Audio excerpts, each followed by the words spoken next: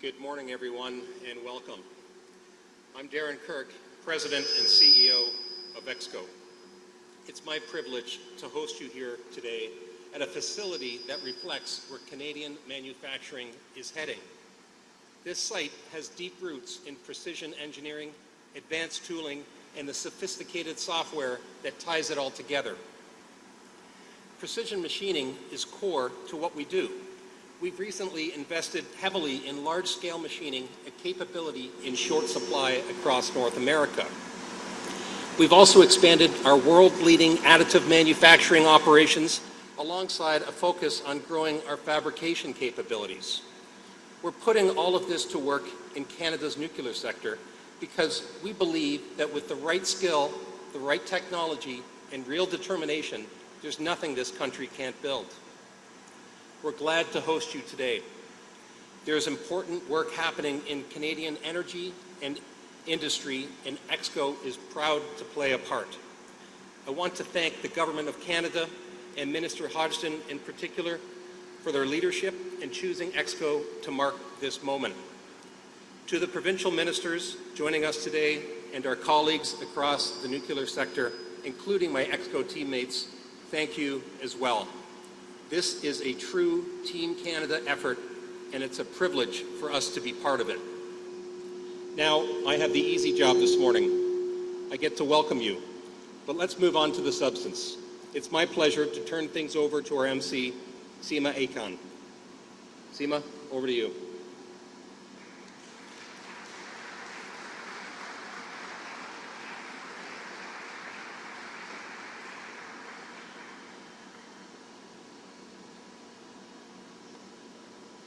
Good afternoon, everyone. Thank you, Darren. It's a pleasure to be at EXCO Energy for this significant announcement. My name is Sima Acan, and I'm the Member of Parliament for Oakville West, and I'll be your MC for today's event. I would like to begin by recognizing that we are gathered on the traditional territories of the Wendat, Haudenosaunee, and the Anishinaabe peoples, and the treaty land of the Williams Treaties, First Nations, and other Indigenous peoples whose presence here continues to this day. We honor and respect these Indigenous peoples as the traditional stewards of this land. Canadians understand that our strength lies in working together. Across the country, governments, industry, and communities are coming together with a shared vision for our energy future. Today's announcement reflects how we are positioning our country to lead on the global stage, and it is thanks in no small part to the expertise and the leadership of the people in this room. So before I start, I would like to introduce Minister Stephen Lecce, Ontario Minister of Energy and Mines, to say a few words for us.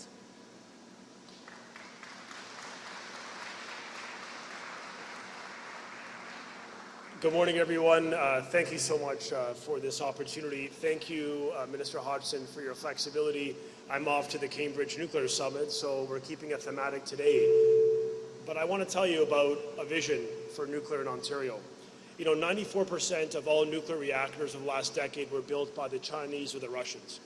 The fact that you have all levels of government standing together today affirms our commitment as Canadians to build at scale, build with speed, build with ambition using the best of made-in-Canada technology.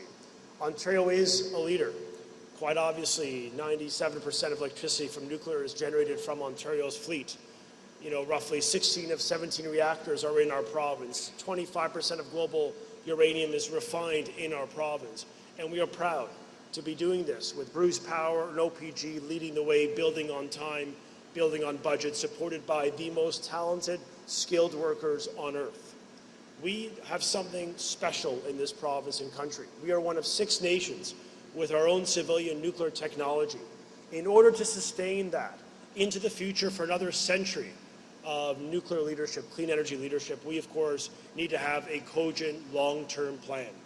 And in the federal strategy, which they will reveal in moments, the inspiration in part was Ontario's integrated energy plan, this long-term 25-year plan for energy security. And part of it is it codifies our commitment to go from 50% baseload power to 75%, akin to what the French do. And so we're doing this with an incredible pedigree of discipline.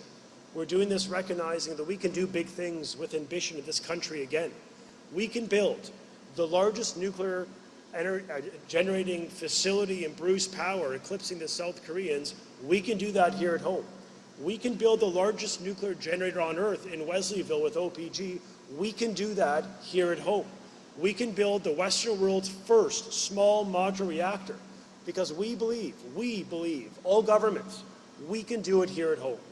This is a moment for Canada to double down, and we're grateful to have collaboration of all levels. Part of that commitment, part of that vision is the realization that having the feds at the table to invest in the next generation of Canadian technology is sacrosanct, is paramount to the viability of us maintaining our position in the world. And so I want to thank you all, our First Nation leaders who have stepped up, our supply chain that is so mature, the envy of the world. 90% of every dollar we invest in this province stays in Ontario. And I challenge those out there, name me a resource, a competitive resource that invests more in this country, in our sovereignty, in our supply chain, in our workforce, in First Nation opportunities, if not for nuclear power. So thank you, every one of you, for being part of the amazing ecosystem that is Canada's nuclear success. We truly are building something special. And to our hosts here today, what a beautiful story. In addition to investing in new AV equipment, we commit to invest in large-scale nuclear in this country, folks. We're going to do it. But our hosts, great story. We're challenged and imperiled by President Trump's tariffs. This company building a lot of the components and materials for auto, they pivoted to the energy sector. That's the hope and opportunity we in energy and nuclear are providing the supply chain of Canada and the workers. So thank you for what you do. Thank you, Minister Hodgson, for your partnership. Thank you to the ministers from Saskatchewan and New Brunswick who are either nuclear powers or soon to be nuclear powers. Together, we're building our country strong. So thank you all for this opportunity. We do appreciate it.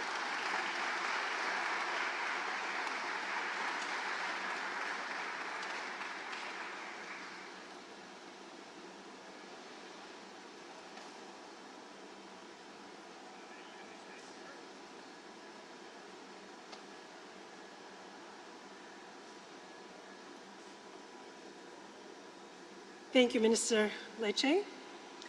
So, without further ado, let's get to the matter at hand. Please join me in welcoming the Honourable Tim Hodgson, Minister of Energy and Natural Resources.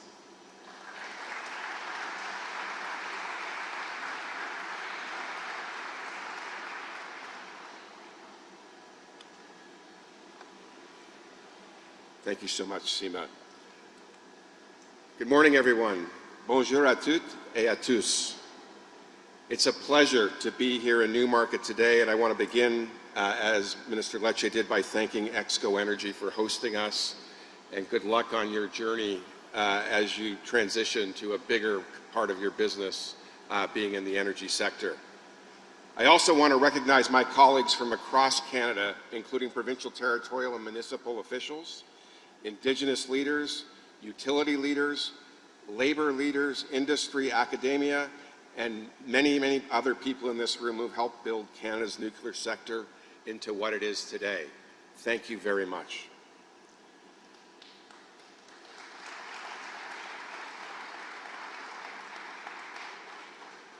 Ladies and gentlemen, today we are launching Canada's first national nuclear energy strategy. Canada is a Tier 1 nuclear nation, but we've not had a national nuclear energy strategy in the past. That means in many ways this represents a new beginning. Our government is introducing a coordinated, targeted plan for the nuclear sector at home and abroad. A plan that will mean new tools, new partnerships, new builds, and most importantly, a new civilian nuclear renaissance for Canada. It's a renaissance because this is not the start of something completely new. We are writing the next chapter in one of Canada's greatest industrial success stories. Il y a plus de siècles, Ernest Rutherford est arrivé at l'Université McGill. At the time, Canada was not known as a center for global scientific research. But Rutherford found in Montreal one of the best equipped physics laboratories in the world. And within a few years, he and his team had transformed the world's understanding of radioactivity. That work helped earn the first Canadian Nobel Prize for research done, and it laid the foundation for the nuclear energy industry we know today. Then, in 1942, C.D. Howe, my predecessor in this job, authorized Canada's entry into the commercial nuclear age with 3 simple words. Okay, let's go. These words launched one of the most consequential scientific and industrial initiatives in our nation's history. Over the course of the 20th century, the Canadian nuclear industry did some very big things. Most importantly, we developed the CANDU reactor, a uniquely Canadian technology, built through federal leadership, provincial partnership, and the ingenuity of engineers, researchers, skilled tradespeople, operators, and suppliers that make up the nuclear supply chain across this country. In 1945, at the Chalk River Laboratory, the ZEEP reactor became the first nuclear reactor outside the United States to achieve criticality. In 1962, Canada's first nuclear power demonstration plant came online.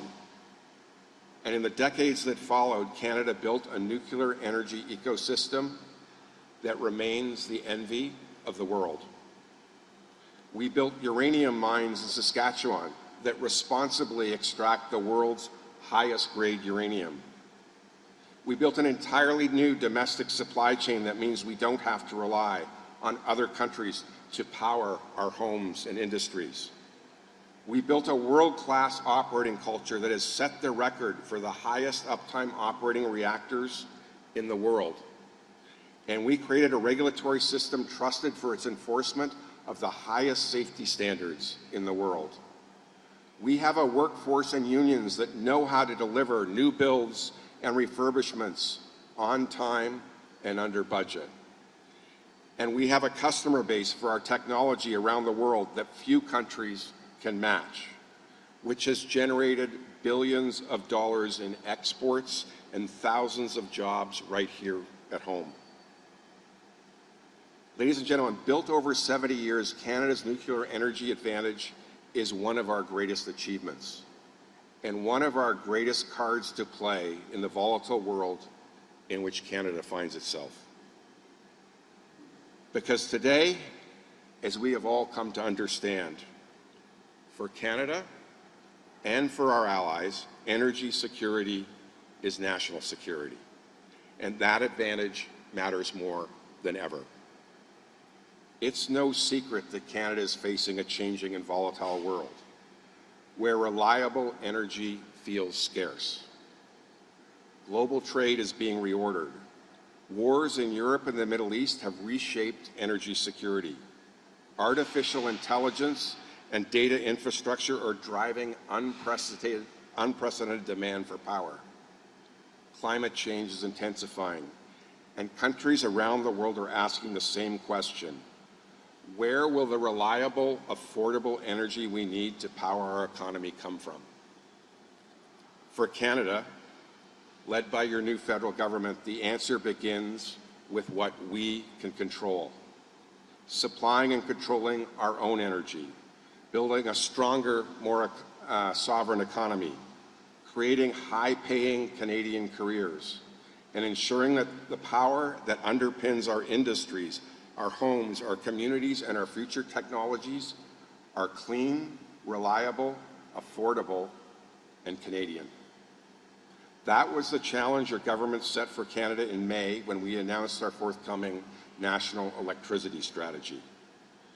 We know Canada's electricity demand is expected to double by 2050.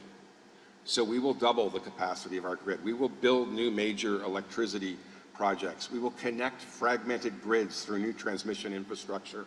And we will train young Canadians for great, well-paying careers in the electricity sector. We will do this together in partnership with provinces and territories that have jurisdiction over their respective grids. We will do it in partnership with Indigenous peoples who are leading transition to more sustainable electricity development. And we will do it with industry and utilities who are on the front lines of building and delivering electricity to Canadian homes, businesses, schools, factories, and hospitals. Today's nuclear energy strategy is a direct complement to our upcoming national electricity strategy, which will build Canada strong for all. To put it simply, if our goal is to double our grid and reach net zero by 2050, there is no credible plan for Canada to do that without nuclear energy and the clean, reliable baseload power it provides. Moreover, there is no credible plan for Canada to move to become an energy superpower if we choose not to build upon one of the strongest energy advantages we have. Today, Canada's nuclear sector represents more than 90,000 direct and indirect jobs. In the industry itself, 90% of those jobs are high-skilled, providing high-paying career opportunities for Canadians not only in Ontario, but across this country. Nuclear energy provides approximately 13% of Canada's baseload electricity. It adds billions of dollars to our economy every year. It supports over 250 companies across the Canadian supply chain, many of whom are here today. And it is built on Canadian technology, Canadian uranium, Canadian expertise, and Canadian workers' ingenuity. A true sovereign effort to give ourselves more than anyone else can take away from us. Ladies and gentlemen, we are one of the few countries on Earth with the strengths across the full nuclear supply chain. We mine, we mill, we refine, and we convert uranium. We fabricate the fuel. We design the services. We design and service the reactors. We operate one of the safest nuclear fleets in the world, both in Ontario and New Brunswick. We produce life-saving medical isotopes. We manage used fuel responsibly. And we regulate our nuclear energy industry with integrity, rigor, and independence. A less ambitious country would look at those advantages and rest on them. Under your federal government, Canada will not rest. We will build. Our new nuclear energy strategy will transform existing advantages into future economic growth, current capability into leadership for decades to come, and this hinge moment into prosperity and security that will stand the test of time. To do that, our nuclear energy strategy is organized around 4 pillars. First, enabling new nuclear builds across Canada. Our government has said clearly that Canada must build at scale and speed. That guiding principle applies to major projects, it applies to the electricity sector, and it applies in particular to nuclear. With respect to growing our nuclear capabilities, the build is already starting to happen before our eyes. As you heard from Minister Lecce, Ontario is advancing the Darlington New Nuclear Project, which will make Canada the first country in the G7 to deploy a small modular reactor. This nation-building project will power 300,000 homes while sustaining 3,700 jobs annually, including 18,000 jobs during construction. This project is so significant that we referred the Darlington New Nuclear Project to the Federal Major Projects Office in September of 2025. And our Canada Growth Fund made its largest ever by dollars investment in the project, alongside the Building Ontario Fund last fall. But Ontario is not alone. Saskatchewan is exploring both large reactors and small modular reactors. New Brunswick is looking at the future of Point Lepreau and its potential expansion. Alberta is developing a nuclear roadmap by January 1st, 2027, under the Canada-Alberta Memorandum of Understanding. And through our defense industrial strategy, your federal government has now taken the first big step towards exploring the use of nuclear energy in the north. The federal government's role is not to replace provincial or territorial jurisdictions over electricity generation. Our role is to enable, to coordinate, to de-risk, and to assure affordability for ratepayers and help build the conditions for success at the provincial and territorial level. That means helping jurisdictions with modern financing tools. It means creating smarter and more efficient regulatory systems that maintain the highest standard for safety, for security, for environmental protection, and for Indigenous consultation. It means investing in R&D, including modernizing the CANDU reactor, so Canadian technology remains a competitive option at home and abroad. It means taking a fleets-based approach where it makes sense, so we can reduce construction risk, strengthen supply chains, and build the reference projects that support future exports. And it means increasing Indigenous peoples' partnership through jobs, ownership, and long-term benefit agreements. The second pillar is positioning Canada as a global supplier and exporter of choice. Because it's not just Canada. The world is entering a nuclear renaissance. At COP 2 years ago, dozens of countries endorsed the goal of tripling nuclear energy capacity by 2050. And more than 30 countries are now pursuing nuclear power for the first time. All of these countries are looking for trusted partners who can help them reduce dependence on geopolitically exposed supply chains. Fortunately, once again, Canada has what the world wants. We have the best global deposits of natural uranium, including the world's largest high-grade uranium deposits at McArthur River. Last year, approximately 24% of global uranium production came from Saskatchewan. Not bad for a province that represents 0.015% of the world's population. Well done. Our uranium production is also set to go up. Just this winter, the federal government approved the first new uranium mines in Saskatchewan in over a decade. One of these mines, the Rook I mine, could supply 20% of global uranium demand, and it's set to break ground this summer. Canada also has CANDU technology, which does not depend on foreign uranium enrichment supply chains. We have an experienced regulator that the world looks to for best practices. We have export financing tools that are second to none.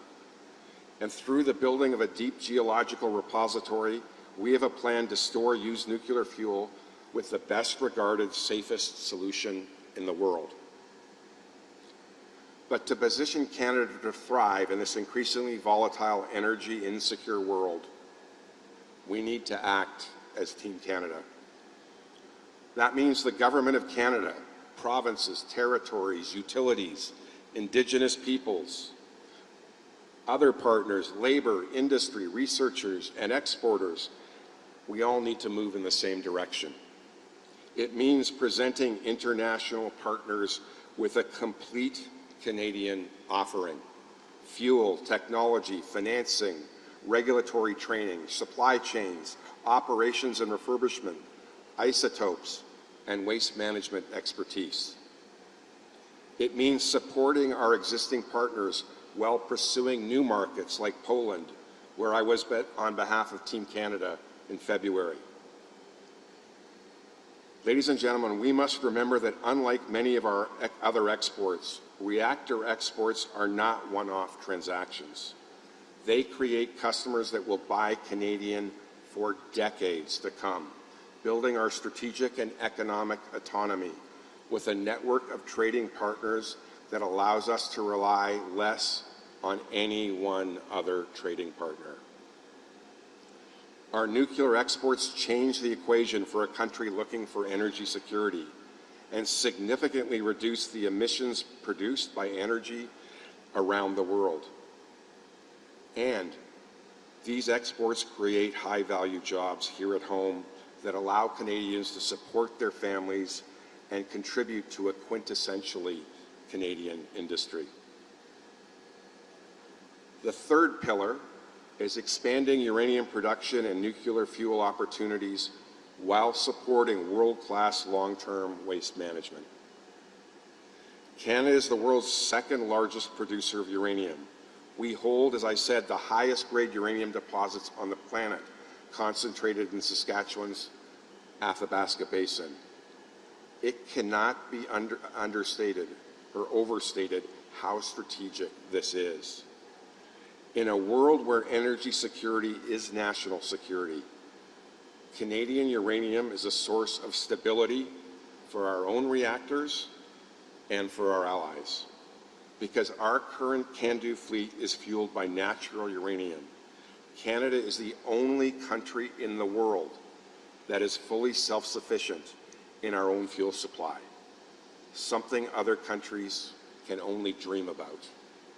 In fact, operating at full capacity, Saskatchewan's uranium producers could mine and mill enough uranium every year to meet 170% of Canada's total annual electricity demand with carbon-free nuclear energy. And as new technologies come online, including small modular reactors that require enriched fuel, Canada's global relationships have allowed us to already begin to secure fuel supply from partners we can count on. Furthermore, in a world where Canada is looking to build the strongest economy in the G7 and double jobs in the Canadian nuclear industry from 90,000 today to 180,000 jobs in the coming decades, Canadian uranium can play a significant role. Today, over 2,500 people in Saskatchewan work in the uranium sector, and 42% of them are in the province's north. They are not just jobs, they are good-paying jobs. The average annual salary in Saskatchewan's mining industry is 2.3 times higher than the average salary in Saskatchewan. These are good jobs. As I'm sure Minister Harrison will speak about, the role uranium plays in both his province and our global export strategy is massive. At home in the uranium sector last year, we saw nearly $400 million in capital investment. We saw $1.2 billion in value procured from suppliers across Canada, with 30% of those supplies being Indigenous-owned businesses. And it generated nearly $500 million in tax revenue paid to federal, provincial, and municipal governments, revenue that is used to pay for the social services and public infrastructure Canadians care about. At the same time, we continue to lead responsibly on used nuclear fuel management. Public confidence matters, and that comes from comprehensive, long-term stewardship of used nuclear fuel. Through the Nuclear Waste Management Organization, Canada's system is grounded in science, transparency, independent regulation, and the principle that the waste generators are responsible for managing and funding their liabilities. The progress made with the Township of Ignace and the Wabigon Lake Ojibwe Nation on the Deep Geological Repository is an example of long-term, serious community-based engagement on one of the most important responsibilities in the nuclear sector. Thank you. The fourth and final pillar is developing new Canadian nuclear innovation. Canada's nuclear leadership has always been built on innovation, from uranium mining to CANDU technology to isotopes to new SMRs. Our new strategy requires the same ambition once again. Our government is prepared to do our part by supporting research and development, advanced construction, SMRs, microreactors, fusion, tritium expertise, isotope production, and the future of our national research infrastructure. The federal government has committed $2.2 billion over the next 10 years to renew the Chalk River Laboratories, Canada's national nuclear lab. This investment makes sure Canada leads the 21st century in CANDU technology, in nuclear safety, in security, in small modular reactors, in reactor fuel development, and supporting utilities with reactor life extension and reliability capabilities. We are also investing in the development of microreactors that could one day provide clean, dependable heat and power for remote northern defense and industrial applications. And we are advancing Canada's role in fusion, building on decades of Canadian expertise in tritium handling and the fuel cycle. That is how our strategy ensures that the next generation of nuclear jobs, companies, and innovative breakthroughs happen here in Canada. Because if we don't, they're going to happen somewhere else. Our nuclear energy strategy is ambitious. It has to be. Because the scale of the opportunity, I hope you understand at this point, is immense. But it's not an opportunity that should intimidate us. It's an opportunity that should remind us who we are as Canadians. Canadians built one of the strongest, cleanest, and most affordable electricity systems in the world. Canadians built CANDU and a complementary nuclear supply chain that support these and other reactors and hundreds of companies across this country. Canadians built a workforce 90,000 strong to deliver some of the most complex energy projects on Earth, on time and on budget. And Canadians will now build the next generation of nuclear energy to power our homes, to power our industries, to provide data centers and our economy through to 2050 and far beyond. Ladies and gentlemen, our strategy is ambitious because our government knows we must keep bills affordable while reducing emissions. We must create high-skilled, well-paying careers. We must advance reconciliation through economic partnership. We must support our allies when they need us most. And most of all, we must strengthen Canadian sovereignty in a more dangerous world. When we master energy, we master our destiny. Today, Canada is taking another step towards mastering that destiny. Through the National Electricity Strategy, we will double the grid. Through the Nuclear Energy Strategy, we will ensure the grid is reliable, it is clean, and it is sovereign. And we will bolster supply chains, access new markets, and diversify our trade. This will be a Team Canada initiative. Provinces and territories, Indigenous peoples, utilities, regulators, unions, and skilled trades, engineers, researchers, entrepreneurs, manufacturers, investors, exporters, and communities from coast to coast to coast will all play their part. But that is exactly how Canada has always succeeded in the nuclear world. Not through one company, not through one level of government, not through one project. Rather, we succeed if we master two clear objectives: being an energy superpower and building Canada strong for all. There is no time to waste. So as C.D. Howe said more than 80 years ago, okay, let's go. Thank you very much. Merci beaucoup.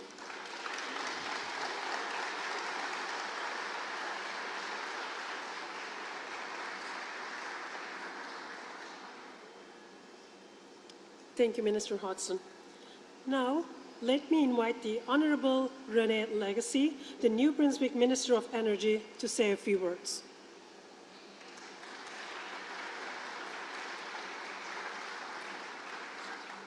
Thank you, and good afternoon.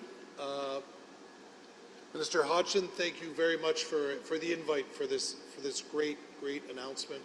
So pleased to be here to hear all the great plans that we have for this country. To my colleagues, Mr. Harrison, I got to say, every time I hear about Saskatchewan's industrial revolution, I am impressed. It is impressive, and I say that with full jealousy. You would have no idea. To Minister Lecce, always nice to see Minister Lecce, and I wouldn't want to let the opportunity pass by to mention again his leadership on signing a pan-Canadian intertie MOU with all the provinces. As we say back home, that kid hustled for a few months to get that done, and it's to his full credit. He did an awesome job to get us all on the same page. No, it's not nuclear, but it does have impact on it. So quite impressive, and always a pleasure to be back in Ontario to see him and to continue to share a great relationship and exchange. I would also like to mention that Lori Clark, our CEO from NB Power, is in the room. So nice to see her, fellow New Brunswicker.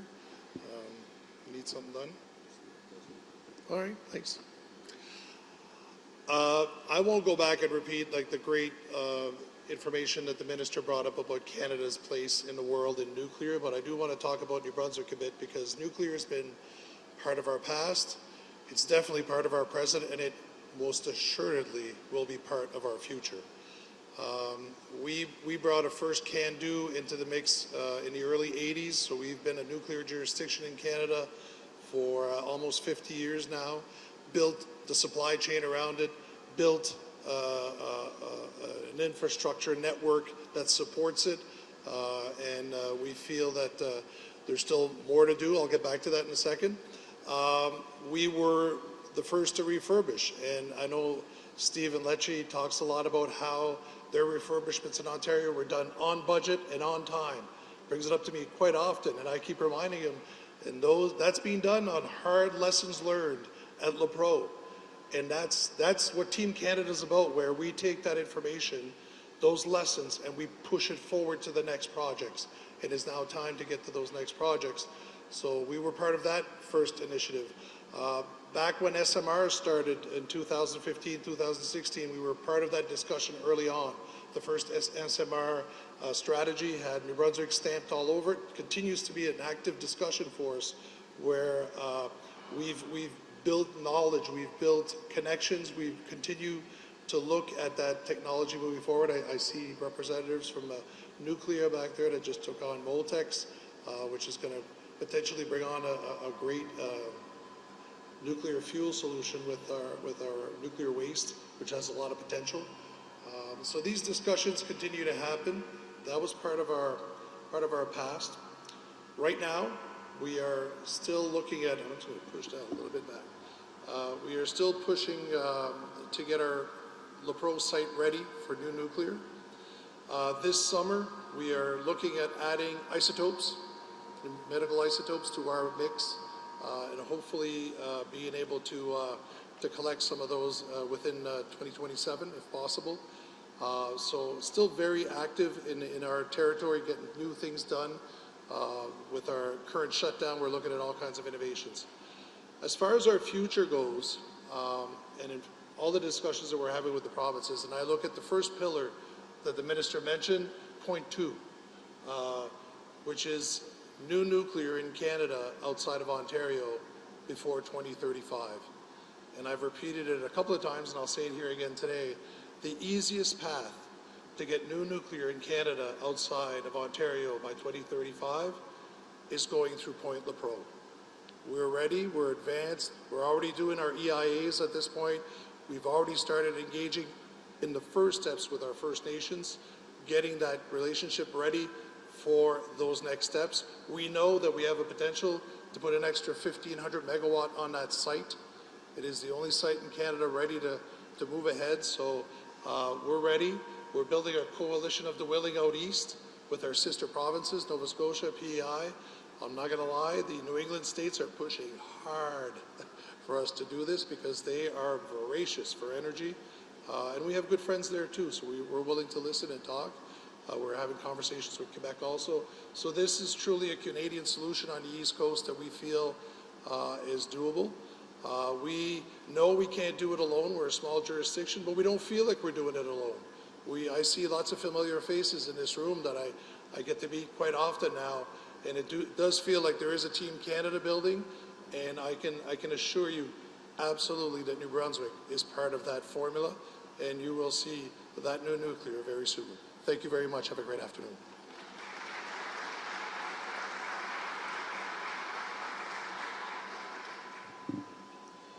Thank you, Minister Legacy. Now, let me invite the Honourable Jeremy Harrison, Saskatchewan Minister responsible for SaskEnergy Incorporated and Minister responsible for Saskatchewan Power Corporation.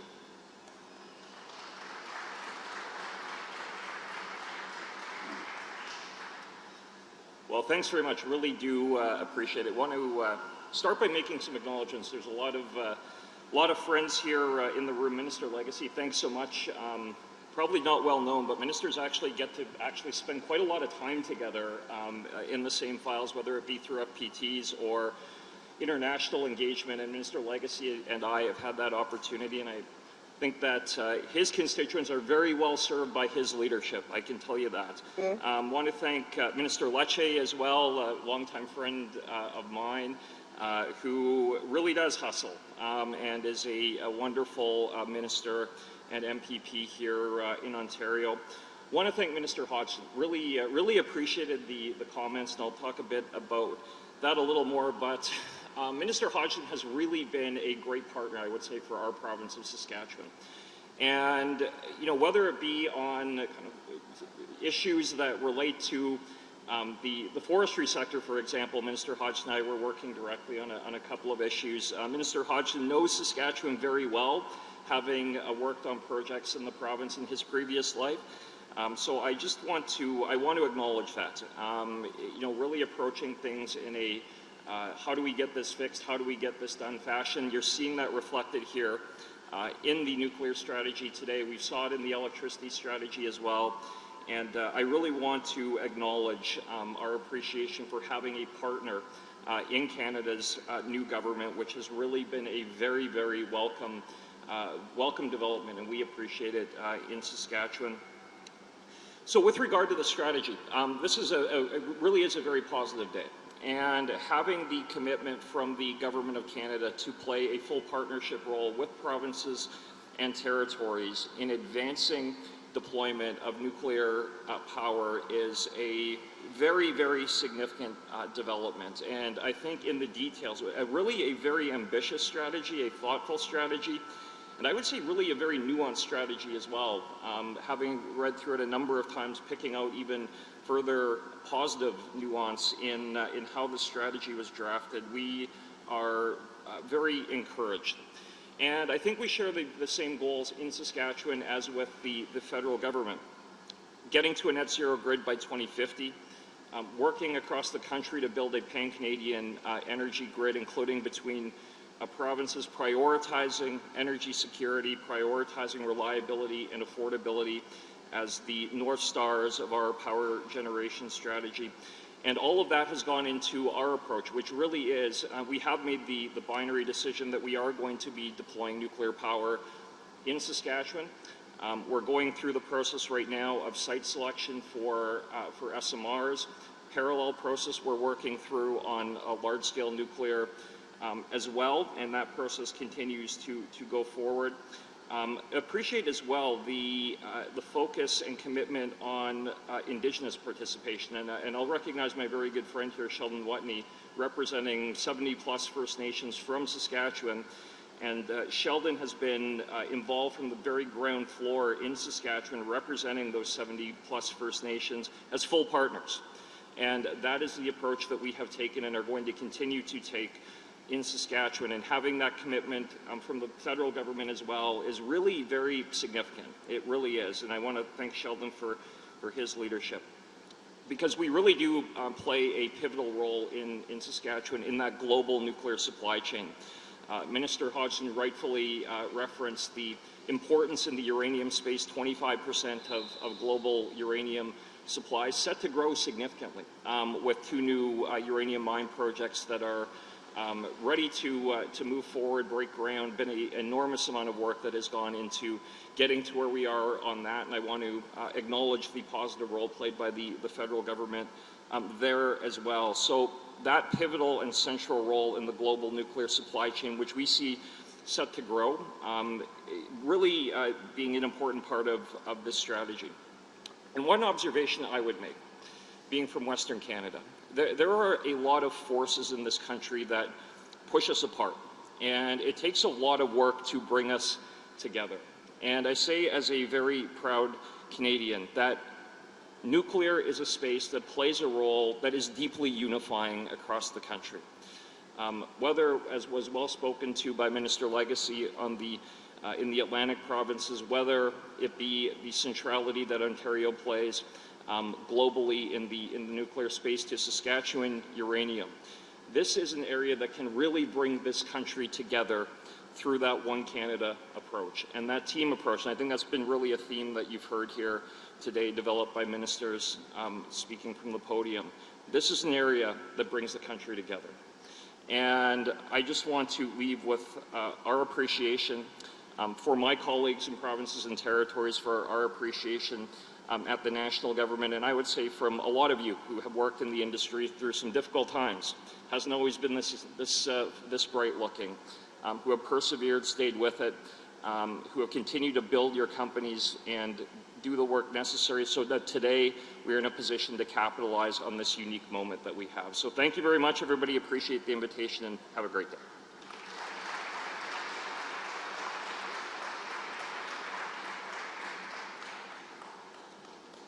Thank you, Minister Harrison.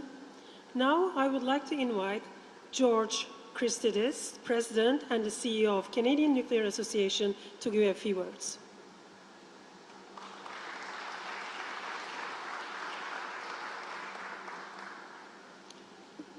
Well, what an honor.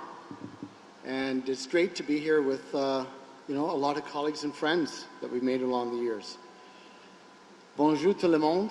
Mon nom c'est George Christidis. Je suis le président de l'association nucléaire.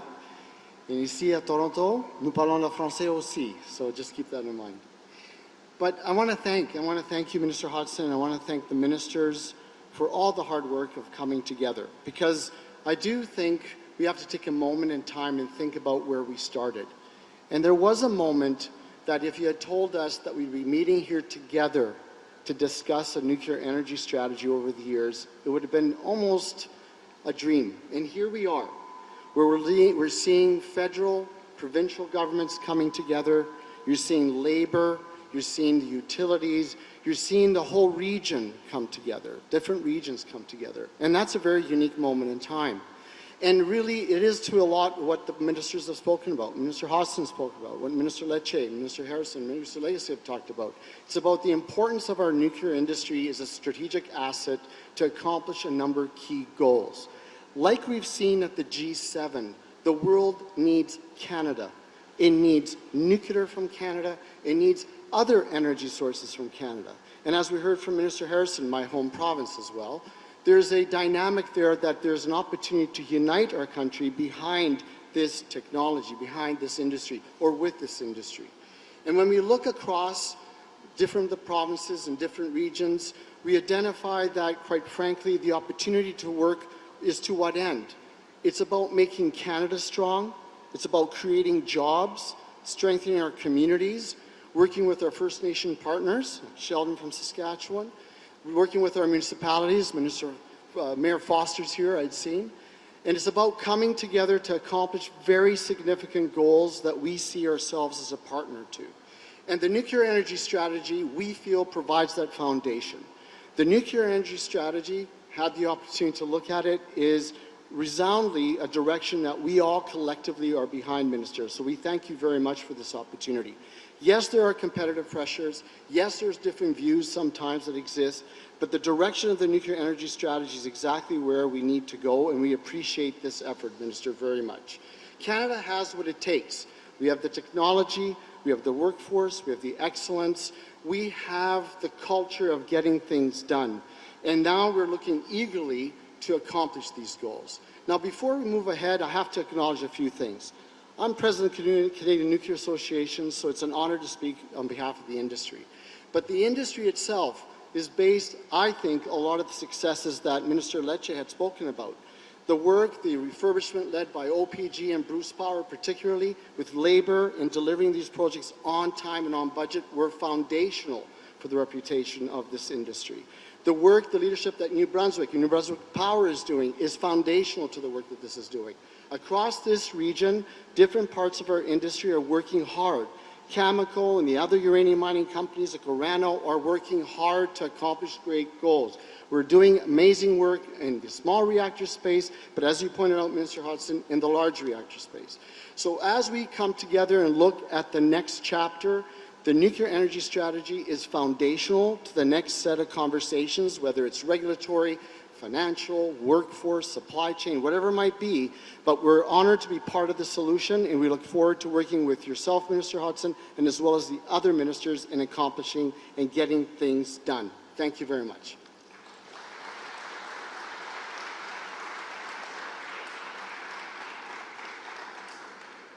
Thank you, Mr. Christidis. It's now my honor to welcome our last speaker. Please welcome Sean Strickland, Executive Director of Canadian Building Trades Unions, to give a few words.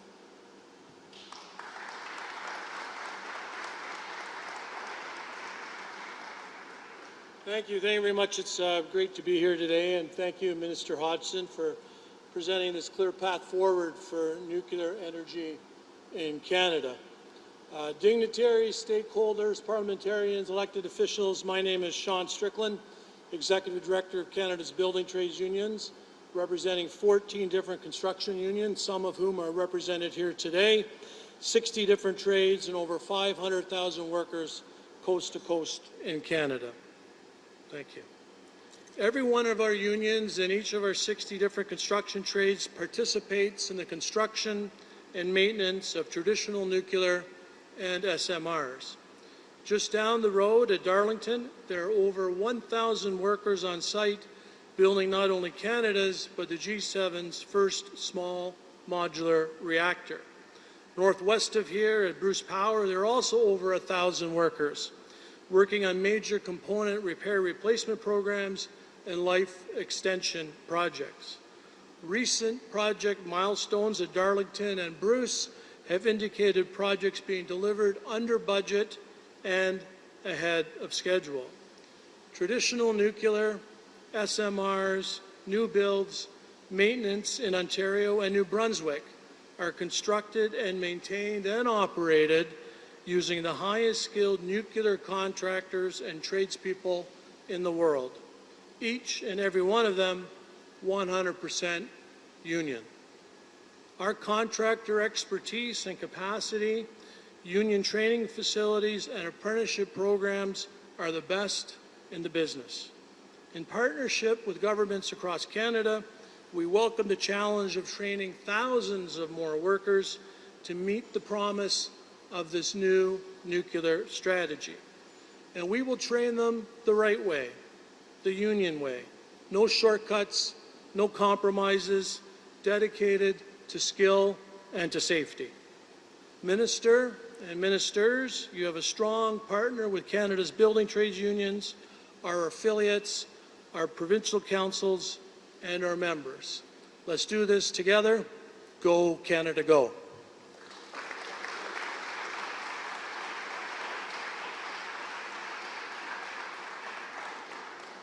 Thank you, Mr. Strickland.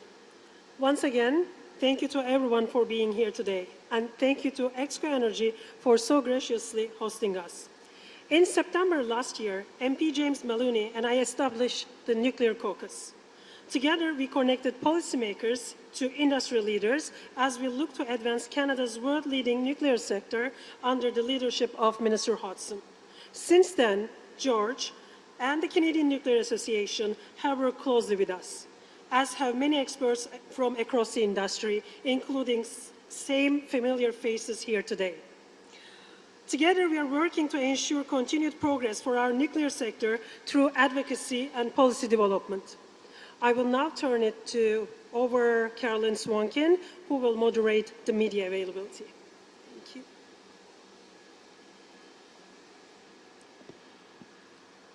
Thank you. Merci beaucoup. I'm just going to take this mic.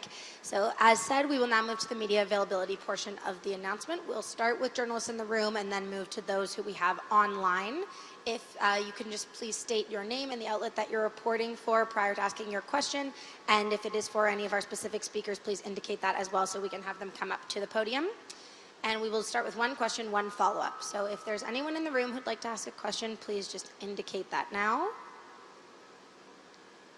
All right, seeing none, Chris, I'll pass it over to you on the Zoom line. Great, thank you, Carolyn. For those on the line, please feel free to raise your hand. When it's your turn, you'll be prompted to unmute your microphone. On va commencer avec Christian Noël avec Radio-Canada.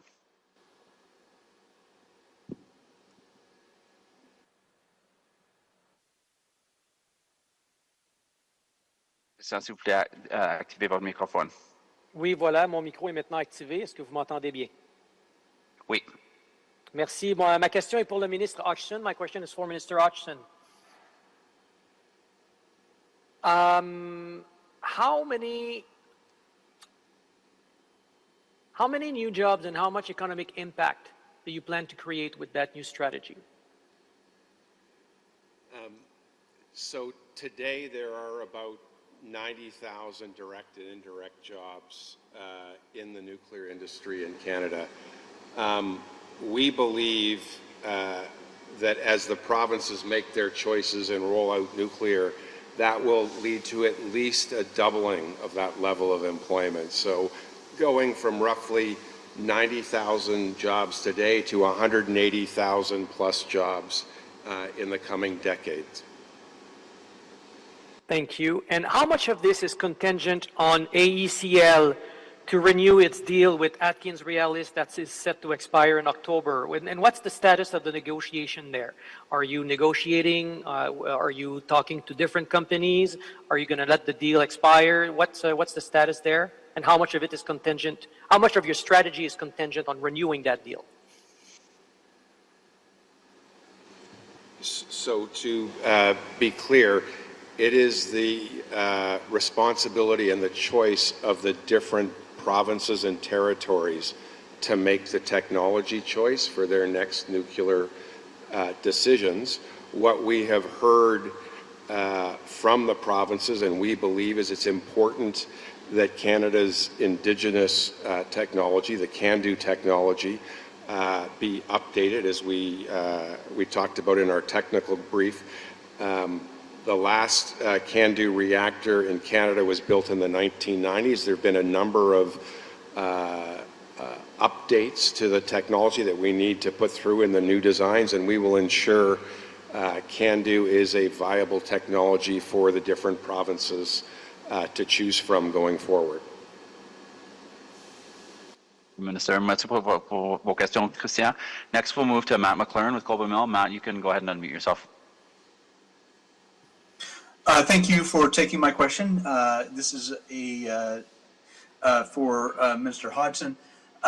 So the strategy talks about CANDU many times, and in particular the government did say it's going to modernize, or it wants to ensure that the CANDU is going to be modernized and made cost competitive. What exactly is the government going to do to meet that objective? What assistance are you providing or committing to provide? So we're in discussions, in particular, because Ontario is the first jurisdiction that's going to make those choices. We're in discussions with the province of Ontario, as well as the two operators of nuclear in Ontario, that's Bruce and OPG, about what they need in the way of updates. The simplest thing to think about is, since Fukushima happened, there have been updates in safety requirements that we need to build into the next generation of CANDU technology. There are other ways we can harden and strengthen nuclear reactors that have been built in to the refurbishments that have been done over the last several years that we want to put into new builds. And we're in the process with Ontario, with OPG and with Bruce and with AtkinsRéalis to make sure the CANDU technology is updated to reflect all of those opportunities for improvement. Okay, thank you. And I did have one follow-up question for you. The strategy talks about de-risking capital investment through federal fiscal and financing capacity, and many other comments along those regards. I'm wondering, though, I mean, the government has provided lots of support to nuclear projects in the past. We've seen equity and debt for the Darlington SMR, for example. So what's new about the federal financing that is the government's going to offer to nuclear projects going forward? What's new here? So as the strategy says, over the next year, we will be working with the different jurisdictions to look at the technology choices they are making and to ensure we have the most complete set of tools so that those jurisdictions can make the choices they need. So you're absolutely right. As it relates to SMRs, we have investment tax credits that help make the choices more affordable. We have the Canada Infrastructure Bank, which can help provinces with different costs of capital access the cost of capital of the federal government and bring down the cost, keep things more affordable. We have the tool like the Canada Growth Fund, which takes first-of-a-kind risk that's hard for the private sector to take. I'll give you an example there at the SMR where the Canada Growth Fund came in and took a tranche of about $2 billion of the $20 billion capital stack. That enabled the other $18 billion of private sector money to come into the transaction because Canada was taking the first-of-the-kind risk there. But one of the things that we need to think particularly around new builds is a new build reactor with the refurbishments probably has a life of 80 to 90 years. There's a high upfront capital cost. We need to look at tools so that the current generation doesn't have to absorb the entire upfront cost of that large build reactor that is going to benefit multiple generations of Canadians going forward. So one of the things we're focusing on is working with the provinces and working with proponents to make sure we spread that cost effectively over the life of the project to keep things affordable for Canadians, because we know ultimately Canada, one of our big advantages is we have one of the very lowest costs of electricity, both from a residential and an industrial perspective in the world, and we need to keep it that way. So we will be using all the tools I talked about and some incremental financing techniques for new builds to make sure we keep our industry world-class and keep it affordable. Thanks for your question, Matt. We're almost out of time. We do have time for one more question. Que nous sommes presque à court de temps, nous prendrons une dernière question. We'll go to Nick Murray, Canadian Press. Nick, we have time for just one question. No follow-up on this one, okay? Just one question. Okay, sounds good. Thanks for taking our questions. The questions are for Minister Hodgson. In the strategy, the government, it talks about the government's intention to renew or to review nuclear regulatory and legislative framework to identify opportunities for future improvement, and that's on top of the discussion paper, which is proposing to move the review process for nuclear projects over to the Safety Commission. So I'm wondering, that kind of second part, as far as the intent to review the regulatory and legislative framework, what else are you guys looking to change and looking to do? So as part of the set of initiatives that Minister McKinnon and Mr. LeBlanc have started consultations on, one of the goals we're looking at is to bring all of the approval and assessment into one agency, the Canada Nuclear Safety Commission.